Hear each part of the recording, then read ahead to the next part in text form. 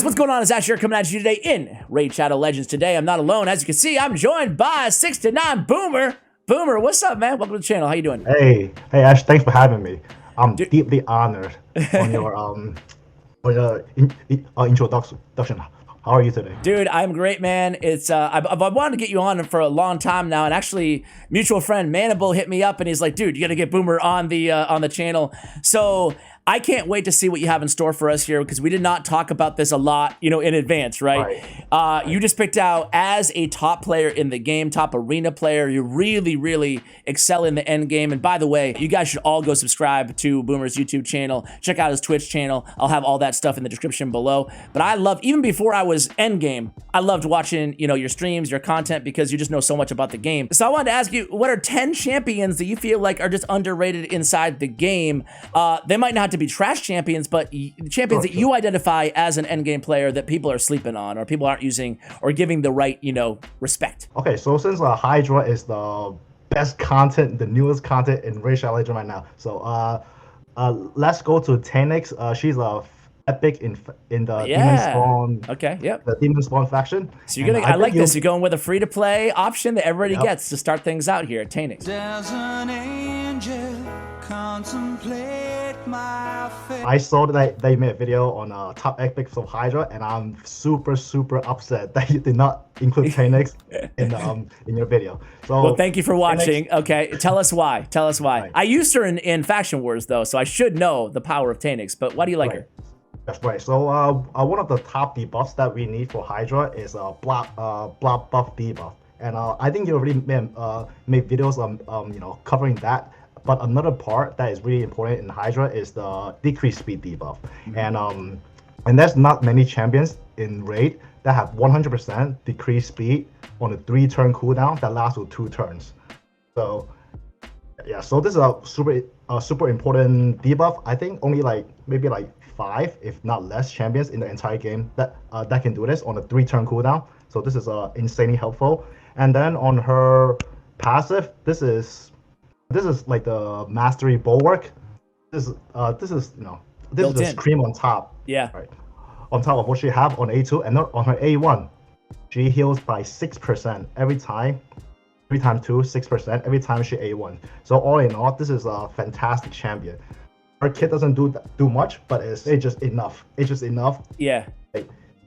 You get the damage mitigation, you got the decreased speed on the AoE, and then you get the heals. Right. And for me too, I mentioned it already, Boomer, but I didn't have Duchess when I did Faction Wars in Demon Spawn, and it's like, who's going to heal my team? Who's going to support my team? So I really, it was the first time I actually respected Tanix. So good call out there. Who's your number 2? Right. Okay. So before we go to number 2, so same as you, I used Tanix in Faction War too, but after Hydra came out, Tanix became one of my top favorite for epics. So actually, the number 2 on my list, you also covered in one of your recent video. I think he is in the Skinwalker. Yep. So Flasher have a very unique kit. I think in the video that you cover him, he have one of the skill that buff extensions. Yes. On his A2, I think. On his A2. Yep, you're right. Yeah, A2 increase the duration of all ally buff for 1 turn. But however, on his A3, he have this thing: attack all enemy, decrease the duration of all enemy buff by 1 turn, increase the duration of all enemy buff by 1 turn. So if you think about it, right, Tanix, 3-turn decrease speed that lasts for 2 turns. Imagine we increase that decrease speed by 1 turn. So if you look at it that way, the decreased speed will last for 3 turns on a 3-turn cooldown, which is the less turn that Hydra can take, the more damage that we can do to Hydra. So it is super beneficial. So I don't think you respect him enough, but hey man, I mentioned him as one of my favorite champs. What do you want me to do? I remember going over the lay low ability though, but it's a good call out because you're right. I mean, he's doing a lot, and I think I remember talking about I could be wrong here. You would probably know, but I don't think any other champion can increase ally buffs, decrease enemy buffs, and increase enemy debuffs, all 3, Yeah. He's the only one that can do this. Yeah, that's really cool. That's really cool. That's close, but Yeah. but not as good as the Flesh Terror. So he's my, one of the underrated epics that I think is really good for Hydra. So I think you probably mentioned this, but one of my favorite for Hydra is Ursula. So Ursula is, I think, I don't even remember what I got her, man. She's the Banner Lord. Yep. A Banner Lord. Okay, so if we just look at her base stats, HP 18,000, decent, defense 900, a little bit low. You should know. If you come any closer, I'm gonna call the cops. A pretty good speed, and I think in the epic category, she's one of the very strong revivers on her on her A3. That A3 ability, revive all their allies with 75% HP, give them Terminator, and give them increased defense and strengthen. So this is a very unique passive. Unique skill. So up to you. You can so even though if our ally is not there, she can still use this. So if you want to manual your Hydra to do more damage, you can definitely save the skill until the allies fall down and then bring them back, or just give your team increased defense and strength. So this skill is very cover all the bases. Yeah, and I'll be honest with you, man. I didn't realize, never afraid to to admit when I didn't know something. I didn't realize that she had that Arbiter thing going where you can use this even if they're not dead. Is it when it says also? Does that mean that you can use the ability when it says also places without having the revive? Without anybody dead? Yes. Okay, yes. gotcha. So this skill is super versatile. So it's entirely up to the user how they want to use this. And not only that, on her A2, as you mouse over it before, she has a rare 100% decreased attack for 2 turns. 2 turns on a 3-turn cooldown. But remember we just mentioned the Flesh Terror epic.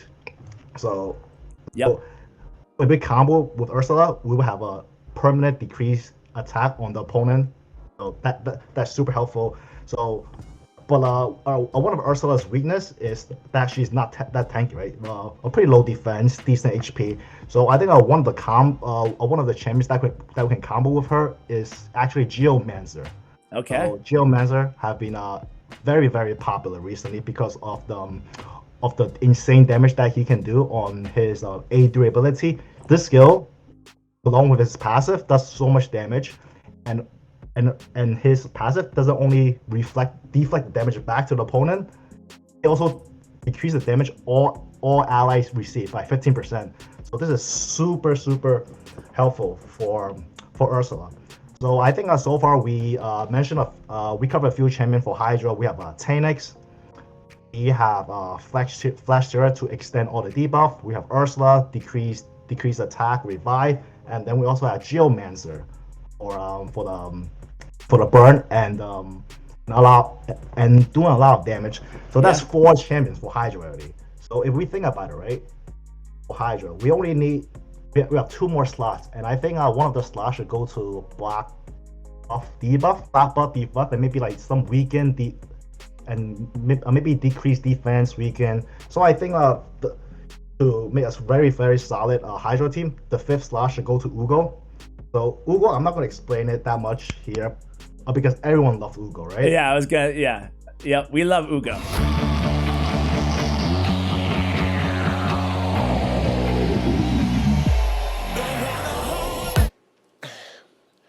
Your man is stupid. And then the 6th slot, I think, to make a very successful Hydra team would be maybe Royal Guard, Husk, Ninja, Marshal, up to you. And then if the opponent team, if the Hydra rotation have the Torment Head, we can put in a Shamil. So that is the entire Hydra team. That just came You got it all. Yeah.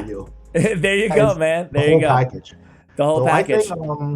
I think this team can easily do hard and with some gears, and with some better gears, some luck on your side, you can definitely easily 1-key brutal Hydra. Awesome, man. What is while we're kind of halfway through the video here, what is your number 1 Hydra team? Curious. My number Hydra team. Yeah. Who you got? My number Hydra team is actually super common. It is okay. It is just with Chris, all the OP legendaries. Yep.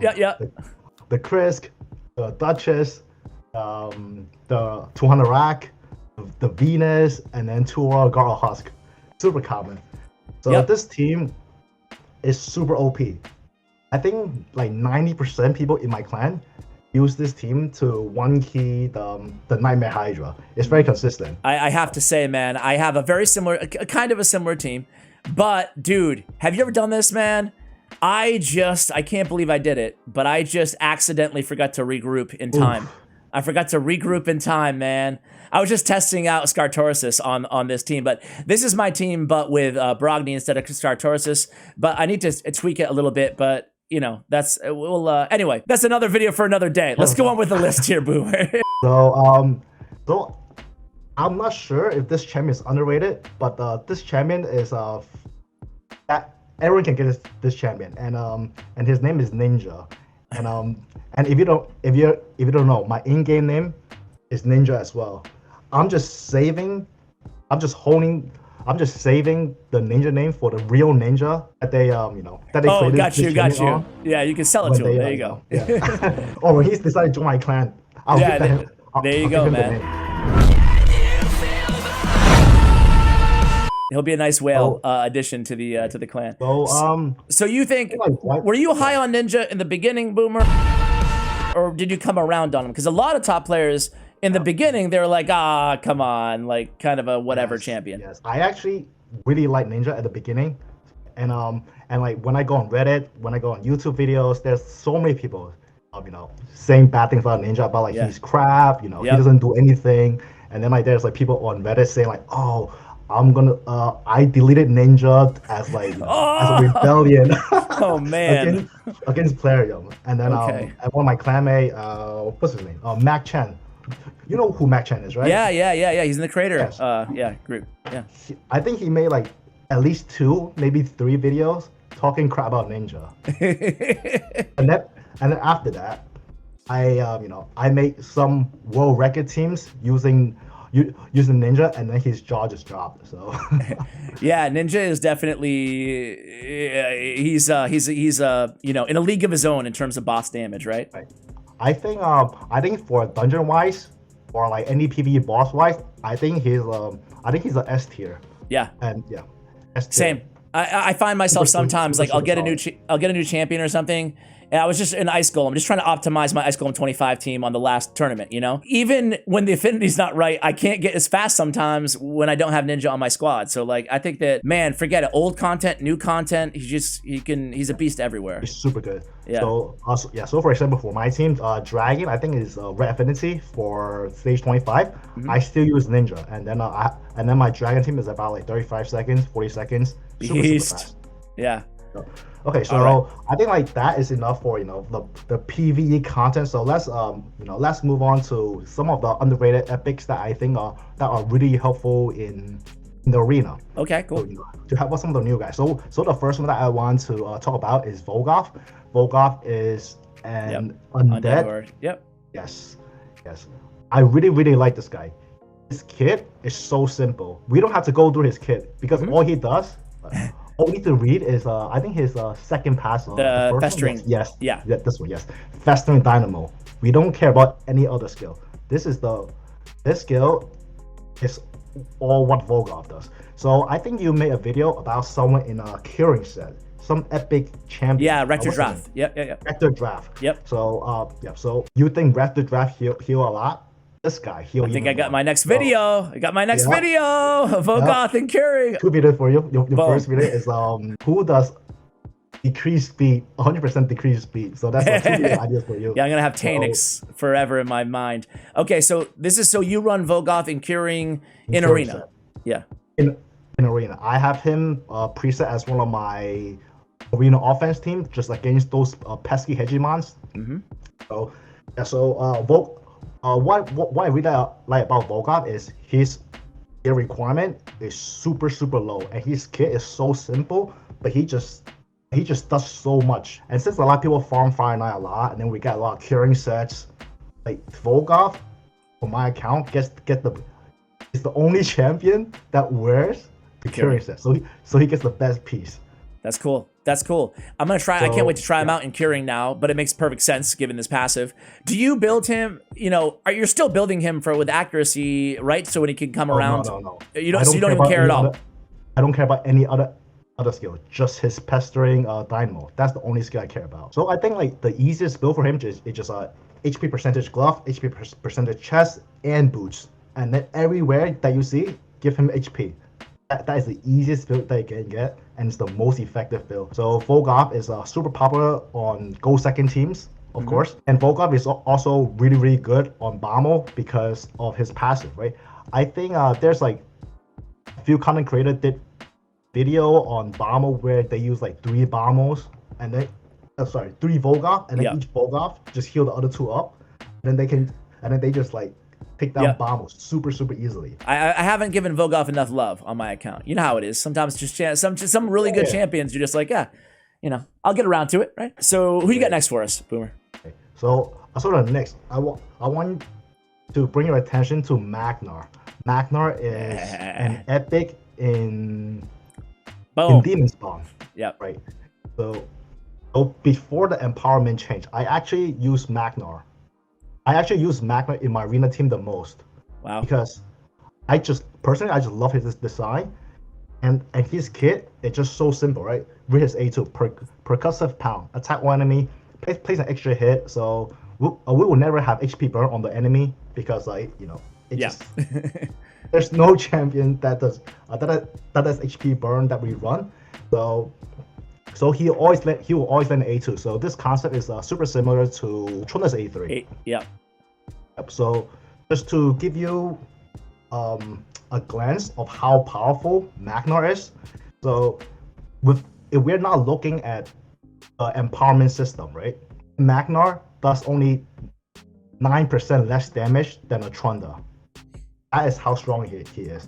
And because he's HP based, I also use him on a Go Second team also, so then he can like tank all the damage. Yep. And then he will take a turn, and then it will blow my opponent up. So on my channel I have a lot of videos featuring Magnar in the end game arena. So did you also make the trade-off with Magnar? Like I'm not sure who you were using as your main nuker, but let's just say you're using Trunda. You also prefer Magna on your Go First teams, just because he can take a hit, or is that when you're still using Trunda? Yes. So obviously affinity matters as well. Right. Yeah. With the empowerment system, I have a +4 Trunda, so I definitely run back to Trunda. Got you. But before the empowerment, Magna was my main damage dealer. So damage-wise, right? Magna without empowerment is the second strongest damage dealer in the entire game. So just to give you an idea of how strong he is stronger than a +4 Ithos. Damage-wise. Beast mode, yeah. He's compared to a +4 Kandrafan. With his increased damage from his Veil, he's only 3% behind Kandrafan. That is how strong Magnar is. Yeah. I think people in endgame arena not value Magnar enough. You think it is because he's epic? They're just like, epic. I'm not saying this because he's epic. He's actually strong. Sure. Strong. Oh yeah. I kind of use 4 nukers, and Magnar is one of them. I use Magnar and a bunch of legendaries that no one's gonna want to hear. But Leorius the Proud and Trunda, Magnar, and I used to use Genbo because I really liked him, the Dishonored. But now I find myself using, since I got Leorius more. But anyway, that's enough about that. Magnar's a beast. Do you have any more for us? Yes. Okay. The next one would be Lydia. Lydia in endgame arena. So okay. I think most people nowadays use Lydia in their PvE teams with their Seer. Maybe in Ice Golem to block some revive from the from 2 add on the side. But have you ever came across some let's say very tanky team in arena with a Duchess Ursula, and then your nuker finally took down the Ursula just to have the Duchess bring her back? Yep. That is where Lydia come from. With her passive, that block revive. Mm-hmm. So you're using her on kind of a Go Second team? Or I use her on offense. So you use her on offense, but basically going against teams with a lot of revivers, essentially. 1 reviver, 2 reviver, they all work. So Do you So do you this- slot her in for like a Madame Ceres or whoever you use? I don't know who you use for a debuff in that actually- role, or I actually do not use Madame Ceres anymore after I got Okay. Lydia. Because Ooh, I okay. use Kymar as Kymar, my fantasy okay. champion. Yep. So I strip, and then Lydia With put out Kymar, the yeah. decreased defense and weaken, and then my Magna just nuked the entire team and one shot them, and then one shot their entire team. there you go. There you go. Sounds good. Sign me up. I'm not sure if you know one of the new champions from Doom Tower, Basatha. Yeah, know what yeah. he does. I'm one rotation away from getting my hands on him, but it's going to be a long time for for most players, I think. So I think if you have Lydia, right, Basatha is. I thought he was a not lizard important man. at What is all. he? I think. There we go. There we go. Oh yeah, Lizard he Man. is. I forget he was Force. so- Magic Affinity rather. Yeah, so- this guy so this is Okay. boom. That passive, right? To be truthful, I think Basatha sucks I came in like a wrecking ball. I never hit. compared to Lydia. Definitely not. He's definitely not underrated. So if we look at his passive, right? He's passive whenever an enemy is revived. So this passive only block one champion, whereas Lydia block Everybody. all the revive. Yeah. So Lydia is much better than Basatha. Do not use Basatha if you're Lydia. Okay, so the next champion that I want to talk about is Helior. Okay. So I think Helior Bannerlord. can spot. I think Sacred Order. I think he's Oh Sacred yeah, Order. I think you're right. My bad. So Helior came to the spotlight in one of the events where we had to pull like 15 or like 20 sacreds, and then we came. Boom. There we go. Sorry, sorry. It's Bannerlord. okay. So you like this guy? I actually really like this guy. So, Okay. So in one of my so I actually use this guy on my arena defense. He's super easy to build, and he only need tanky stats. That's it. Yeah. And his passive is very similar to Ursula's passive. Just imagine when someone uses a Madame Ceres to hit your team, it will put the decrease attack and decrease defense on the team, right? Mm-hmm. So when that happens, his passive is the exact same as Ursula's passive, and just look at that defense, 1500 defense. That is only slightly behind Valkyrie's. I think Valkyrie's like 1580 or 1590. 90, yeah, something like that. Yeah. So So what I easy like to about build this as guy- like a monster tank, and then you can convert the resistance to accuracy. So are you building him with high resistance as well? I am actually building him with revenge accessory so he can counter attack and just tank it fast. That's it. On his A1 this is a very interesting A1, right? This is like one of those stacking abilities like Ninja's passive, where if he does stuff enough, he'll become very strong. So all we need is for him to A1 4 times or counter attack, and then after that he will heal by 75% of his defense. And if you build him well, he will heal about like 6k 7k HP every time he uses A1. Wow. Yeah, so I really think Helior is very underrated, and also because of his affinity, his force affinity. And the strongest damage in the entire game right now is Tronda and Rhodos, and they are both magic affinity. Good call out there. So- Yeah, I have Helior, and like I was looking at him primarily, honestly, not as a PvP champion, right? And I thought it was a little. I can't lie, I was a little underwhelmed when I had him because I was like, the shield, miscreated monsters is better than in terms of damage. However, I didn't think about that synergy on the A1 with the passive as well. So that's pretty cool. Right. So for arena wise, I will lock out his A2 because, as you mentioned, his A2 does not convert into much shield. So Yeah. so I rather lock that out and then Okay. just let him A1 and A3 and he heal himself up. The next one on my list is a Molly Tankard. Okay. So I really think Molly's Tankard. So Molly Tankard can be used anywhere in the entire game. If you're Yep. early game, she has the A2 that provoke to your entire team. So your entire team doesn't take damage, and only she can take damage. And she also have a revive in her kit, and she also provide you Terminator with her passive. So let's say anyone who's going through early game, mid game, going through dungeon runs, Doom Tower, they can use Molly Tankard as someone who can protect their team. And then Yeah. when they're late game, they can use multi-tanker in the arena.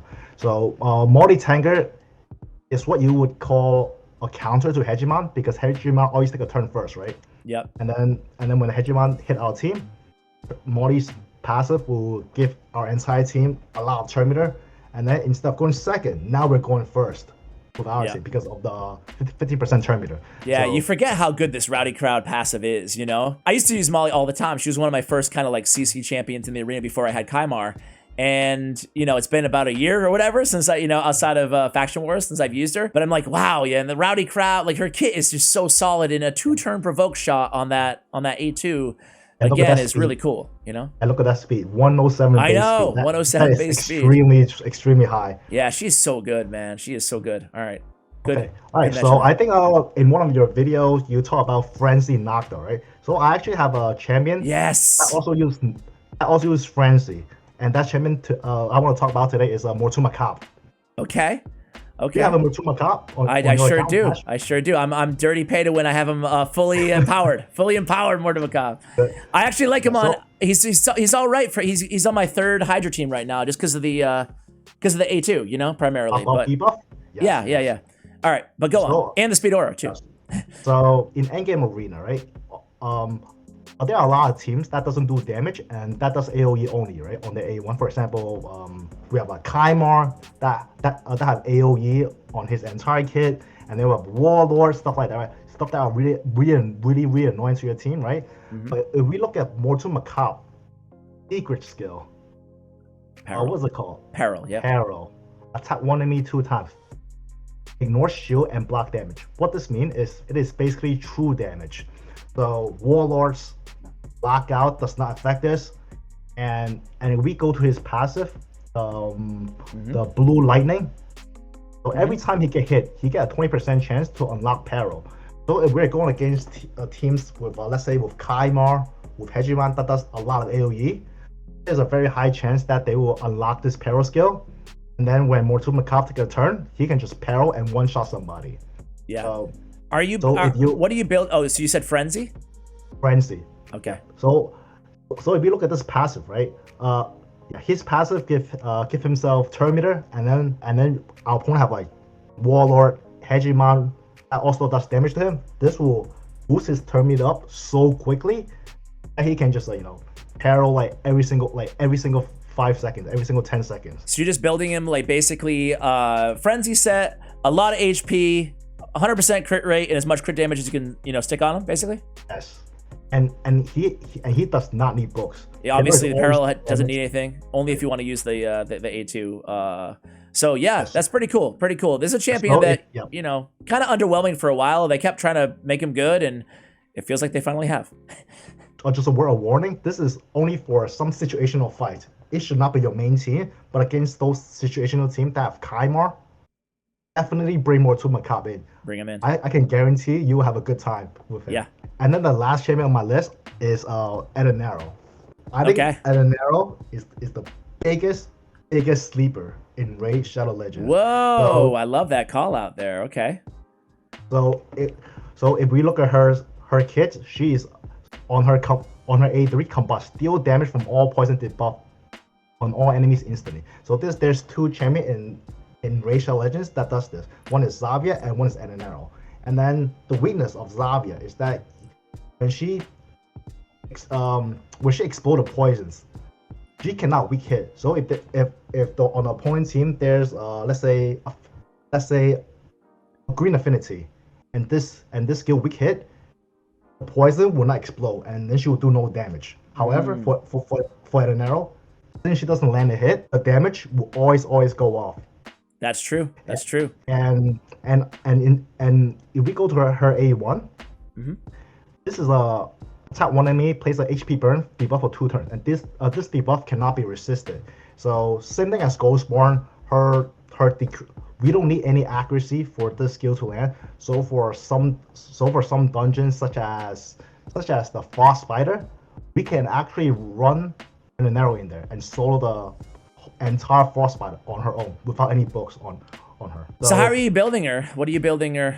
What set? For example, for my teams, I actually just give Edinero a boot. Just a pair of boots. Okay. Because That's that's it.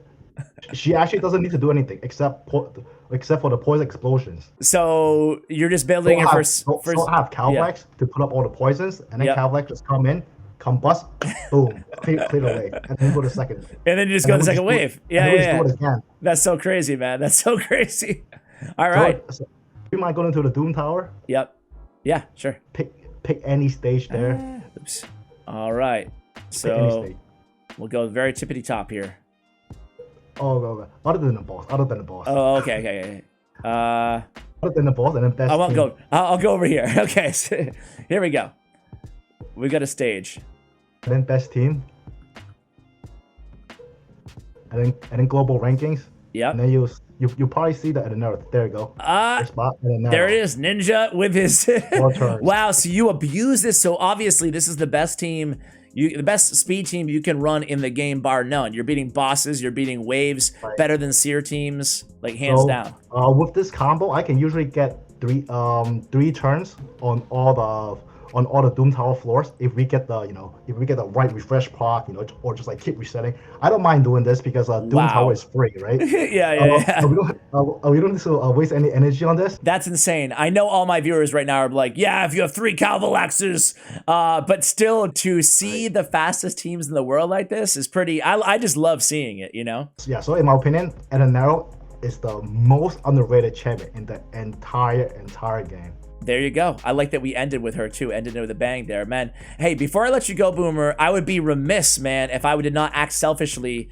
And I know this is a much more difficult question than just saying, what should my best arena team be? Sure, but just off-site, unseen here on my team. This is not the main team that I'm using. I'm usually using Madame Ceres in a team like this with Kymar coming in. This is my main squad right now. But I want something that's like my best bet at finishing in platinum if I want to stay up till 3 a.m. Actually, do you have a Hegemon? I don't.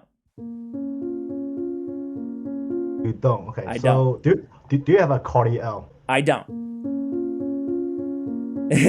You're naming like the only champions I don't have for the most part, but yeah, I have Rio. I have Rio. Dirty whale. You have so many +4s. I'm a dirty whale, but I don't have those. I've wanted Hegemon, and you know how it is. Do you not have anybody, or do you have everybody? No, I don't have everybody, but the main team that I'm running on my offense arena that you can see on my channels, all my my weekly plat push is Kymar. And then Riho, Trunda, and the 5th slot can be, let's say, Duchess to put up the increased attack for my Trunda. Wow. So I think you have all those champions. Yeah. So if I was just gonna build it, these are all just like random crap teams. So let me get out of here. So you would run Duchess lead, I imagine. A Kymar lead. Because Kymar have my bad. 30%. Yeah. I'm so used to running Arbiter lead that I forget that Kymar's has the same thing. All right, so I actually do not want any speed boosters on my lineups. How fast is your Kymar though? 340. Wow. So, and then yeah. Kymar, I'm not sure which one is my faster one off the top of my head, but anyway, so Kymar, you're running Duchess, you're running Rio. And then sometimes I run Riho. It depends on your opponents. If your opponent doesn't have any, big crowd control such as Hegemon, I don't run Riho. And instead of Riho, I actually run Lydia. Okay, you mentioned that. So I'm gonna make. So what one do you run more often? Would you say probably Lydia, right? Yes, Lydia and then Trunda. Okay. All right. So yeah, I do have a Trunda.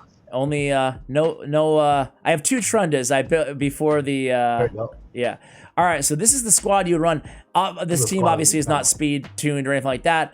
Do you have what sets are you running these champions in? I imagine yeah. So Kymar, I run him the fastest in a triple reaction, and then after that, to go second on my team, I have a Duchess Lily 2 in a shield set to protect my team against Candra bonds or stuff like that, and also give increased attack to my entire squad. And then I have Lydia to do the decreased defense weaken. Yeah, I don't have my team fast enough. I might still win though. I don't know. I'm not gonna go. Okay.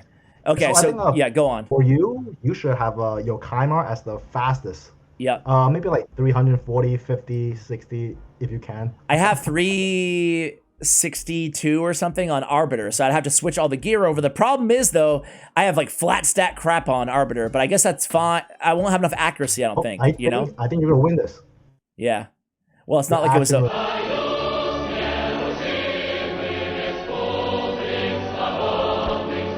There it is. Boom. Done. But I fear that... So on a team like this with CC, you'd run Rio instead in immunity? Or whatever the better version is? There's actually no CC on this team as long if the Molly doesn't go first. So in this team I'll actually bring in... I think you can actually try Riho. Okay. If your Riho is fast enough. Instead of Dutch, instead of Lydia. Lydia. Lydia. Why, I don't know what. Don't ask me why I'm doing that. All right. After this, we will we will let you go. My viewers are like, "What's going on here? This turned into an arena coaching video." So you would run Riho here instead. Where is my? I know you don't have a Hegemon, but you know. Yeah. I will bring Hegemon if you have one, and then just use A1 Evil Eye on the opposing Arbiter, and then our counter should be going first after that. All right, we'll try this team out, and then we'll let you go, man. But hey, thank you so much for coming on the channel. Okay. Hey, no problem, Ash. Thank you. No problem. So here we cleanse. Yeah. So I don't. Yeah. Perfect. And then we Duchess up, and then GG's. Right. Boom. There we go. All right, cool. Dude, I would love to have you back on sometime, but if you're interested, maybe doing some arena stuff, maybe trying some like outside the box arena teams. But either way, thank you so much for sharing all these champions with us. Boomer, it's been a pleasure, man. No problem. Thank you, Ash. Have a good day. You too, man. That's going to do it for the video, guys. Hope you enjoyed as much as we did. Go ahead and leave your arena teams. And which one of these champions do you already use from Boomer's list? Let us know in the comments below. Thank you for watching all the way till the end. And as always, take care, guys. Bye.